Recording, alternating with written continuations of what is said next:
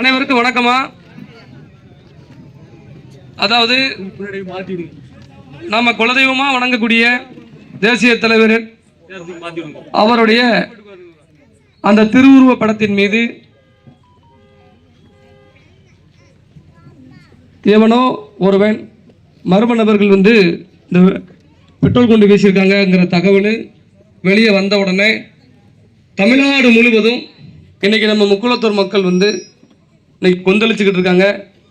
நீங்கள் உங்கள் ஊர் நம்ம ஊரில் மட்டும்தான் நம்ம எல்லாரும் வேதனைப்படுதோம், நம்ம சமுதாயம் வேதனைப்படலையோ அப்படிலாம் நீங்கள் நினைக்கிய. அப்படி கிடையாது.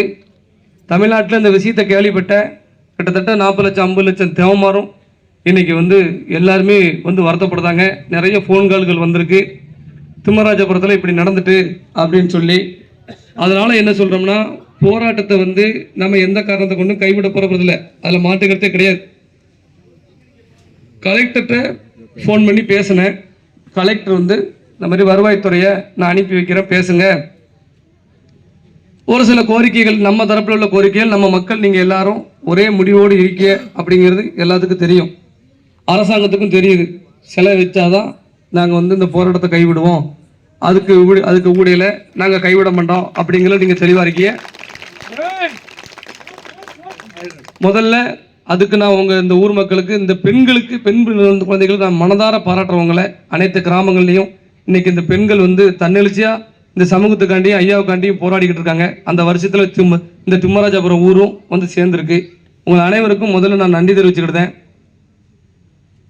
தற்போது உயர் அதிகாரிகளிட நம்ம பேசிய பேச்சுக்களில் அவங்க என்ன சொல்றாங்கன்னா, இந்த மணிக்கு மீண்டும் பழைய மணிக்கு, அதாவது பழைய மணிக்கு இருந்த மணி நாங்கள் ரெடி பண்ணியிருந்தோம், அதை வச்சுட்டு அதுக்கப்புறம் அந்த ப்ராசஸிங் நடக்கட்டும் அப்படின்னு சொல்லி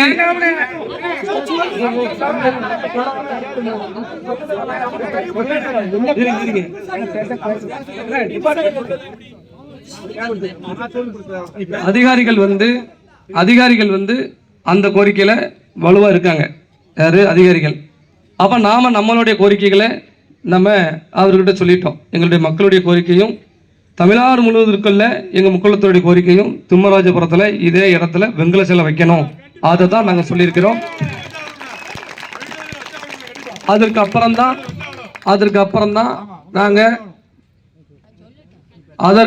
தான் நம்ம இந்த போராட்டத்தை நாங்கள் வாபஸ் வாங்குவோம். அது வரைக்கும் எத்தனை நாட்கள் ஆனாலும் எங்கள் மக்கள் ஜனநாயக ரீதியாக போராட்டத்தை தொடருவாங்க அப்படின்னு நம்ம அவங்க கிட்ட பதிவு செஞ்சிட்டோம். அவங்க குற்றவாளிகளை விரைவில் கைது செய்யணும், இதுக்கு காரணமான யாரு, தூண்டுகோல் யாரு, எல்லாத்தையும் கைது செய்யணும் அப்படிங்கிறதையும் நம்ம சொல்லியிருக்கிறோம். அவங்க ஃபோட்டோ உடைச்சா ஃபோட்டோ தானே வைப்பாங்க, ஏற்கனவே சிலை இருந்துருந்துச்சு அப்படின்னா ரைட்டு, அப்போ இணையன் இப்படி சொல்றீங்களே அப்படின்னு சொல்லி கேட்காங்க. அதுக்கு நானும் பதில் சொல்லியிருக்கேன். எங்கள் ஐயா மீது பெட்ரோல் கொண்டு வீசிட்டாங்க தெரிஞ்ச உடனே இந்த மக்கள் எந்த அளவுக்கு வேதனைப்பட்டாங்க, நெஞ்சு வெடிச்சிருக்கும் எல்லாத்துக்கும். அது எல்லாத்துக்கும் தெரியும், அவ்வளோ வேதனைப்பட்டிருப்போம். அப்போ அதுக்காண்டி தீர்வு என்ன? எங்களுடைய வேதனைக்காண்டியாவது அதுதான் எங்களுடைய கூலி, சிலை வைப்பது தான் எங்களுடைய கூலி, எங்கள் மக்களுடைய ஆத்ம திருப்தியாக இருக்குங்கிறதையும் நான் பதிவு செஞ்சுருக்கேன்.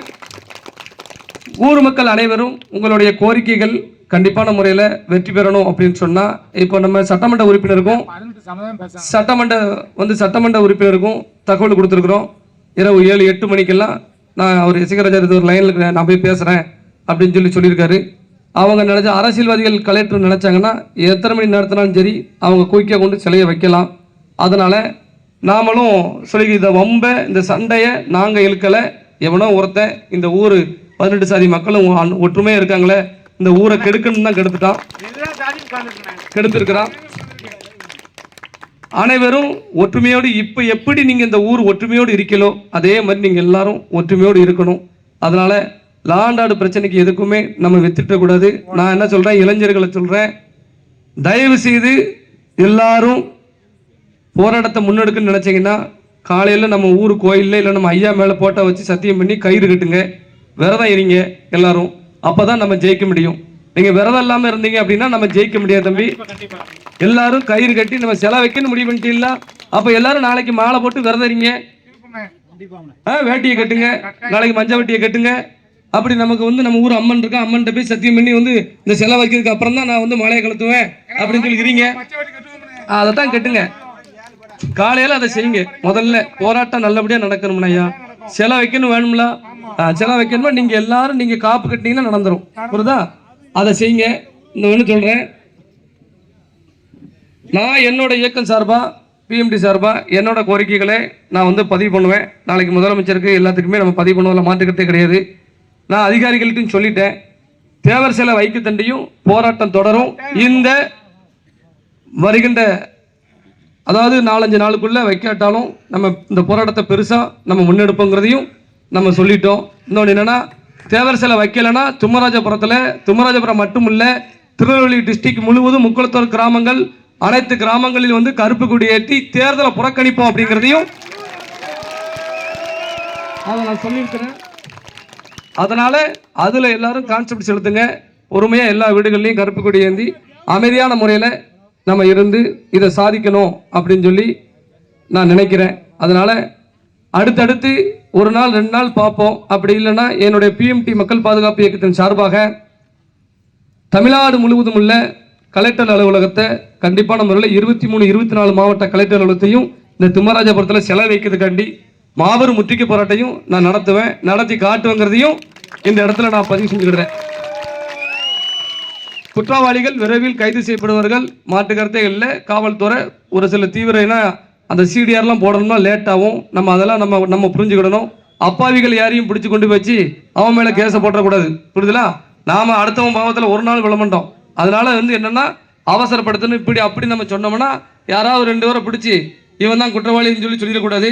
அதனால என்ன சொல்றோம்னா, பொறுமையா இருங்க. உங்களுடைய நீங்க என்ன வேண்டுதல் நிறைவேற்றீங்களோ அது நிறைவேறும். அது வரைக்கும் உங்களுடைய போராட்டம் தொடரட்டும். நீங்க ஆளுக்கு போய் நீங்க வீட்டில் முதல்ல போய் சாப்பிட்டு நீங்க தெம்பா இருந்தா மட்டும்தான் போராட்டத்தை தொடர முடியும். ஷிஃப்டா போங்க. ஷிஃப்ட் இல்லைன்னா சாப்பாடை வச்சு இது பண்ணணும். இப்படி புரியுதுங்களா?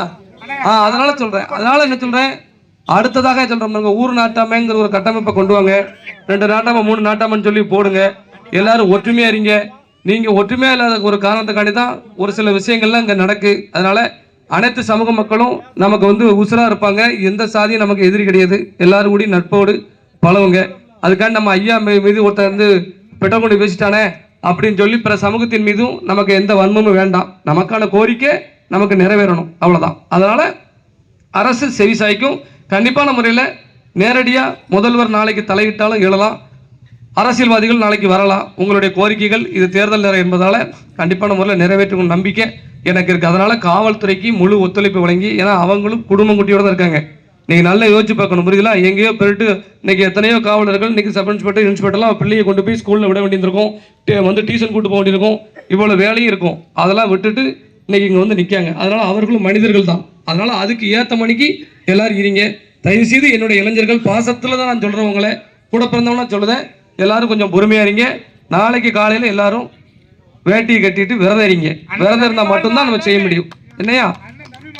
கண்டிப்பான முறையில உங்களுக்கு நான் தற்போது விடை பெற்றாலும் இனி உங்களை அங்கிருந்து நினைச்சுக்கிட்டே இருப்போம். போன் வந்துருவோம், இனிமே தொடரும். சிலை வைக்க தண்டியும் உங்களுடைய கோரிக்கைகள் நிறைவேற்ற தண்டியும் நான் மட்டும் இல்லை இன்னும் இந்த ஊருக்கு எத்தனை பேர் வந்து வாராங்கன்னு மட்டும் பாருங்க. தஞ்சாவூர், தேனி, கம்பம், ராமநாடு எல்லாரும் வராங்க. புரியுதுல? எல்லாரும் பார்த்துருக்காங்க. அதனால நம்ம எல்லாம் ஒரே கோரிக்கையை நம்ம முன்னெடுத்து இருக்கும் பொழுது கண்டிப்பான முறையில் ஜெயிச்சிருவோம். அதனால உங்களுக்குள்ள எந்த பிரச்சனை இல்லாம ஒற்றுமையா நீங்க இருந்தா போதும். உங்களுக்குள்ள எந்த பிரச்சனையும் வாக்குவாதமும் பண்ணிக்கிட்டு இருக்க கூடாது. என்ன, அதை மட்டும் பார்த்துக்கோங்க. உங்களுடைய கண்டிப்பான முறையில உங்களுக்கு வந்து என்ன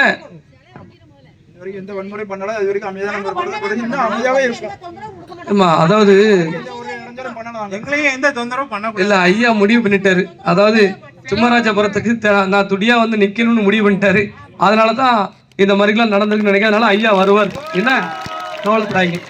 நன்றி. எல்லாரும் ஒற்றுமையோடு இருங்க. சாப்பிட்டு விட்டு தெம்பா இருங்க. போராட்டம் நடத்தணும் முடிவு பண்ணிட்டே மாதிரி ஆளாலும் சாப்பிடாம தண்ணி குடிக்காம இருந்தீங்கன்னா நடத்த முடியாது. புரியுதுல? இருக்கட்டுமா? ஏமா இருக்கட்டும். அந்த வேதனையத்தான் இல்ல, அதைத்தான் சொல்றேன். நீங்க யாரும் சாப்பிடலன்னு கேள்விப்பட்டேன். நீங்க போய் சாப்பிடுங்கம்மா. இருங்க. இல்ல ஒரு நிமிஷம் கேளுங்கம்மா. நீங்க நல்லா இருந்தா தான் போராட்டம் தொடர முடியும். நான் போய் நான் போய் உண்ணாவிரதம் தருவீங்களே, நான் எப்படி போராட முடியும்? அதனால எல்லாமே நம்மளுடைய கோரிக்கைகள் இருக்கு. இன்னைக்கு தான் விஷயம் இன்னைக்கு நடந்திருக்கு. புரியுதா உங்களுக்கு? ஒட்டுமொத்த தேவமாருக்கு இப்பதான் தெரிஞ்சிருக்கு. அதனால இனிமே நம்ம ஊருக்கு அணியா எல்லாரும் வரத்தான் செய்வாங்க. புரியுதுல? உங்களை நினைச்சுதான் இருப்போம். நீங்க இப்படி இருந்தா நினைச்சிய, அதாவது இங்க பாருங்க, பாசத்துல இல்ல புரியுதியா, ஆக்ரோஷத்துல இருக்குது. ஆமா, நினைச்சோம்னா பொறுமையா நம்ம கடைபிடிச்சாதான் ஜெயிக்க முடியும். உண்மையில இல்லையா, எனக்கு திரும்ப பெண் பிள்ளைகளை நம்ம தானே பாதுகாக்கணும். அப்ப நம்ம வந்து அவங்க எவ்வளவு அழகா ஒற்றுமையோடு இருக்காங்க. ஒரு சில பேர் நீங்க இல்ல, ஒரு சில பேர் எல்லாத்தையும் சொல்லல, நீங்க நீங்க கோபத்துல இல்ல புரியுது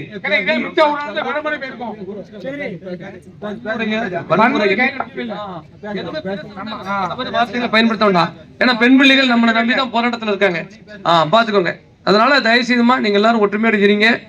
அடுத்தடுத்து நாளைக்கு நம்ம சமூகத்தை சேர்ந்த எல்லாரும் வருவாங்க, முக்கியமானவங்களும் வருவாங்க. இனிமே யாருமே இதுல வந்து ஓய்வு பெற மாட்டாங்க. என்னமா, நாளைக்கு நான் வருவேன், அதுல மாட்டுக்கத்து கிடையாது.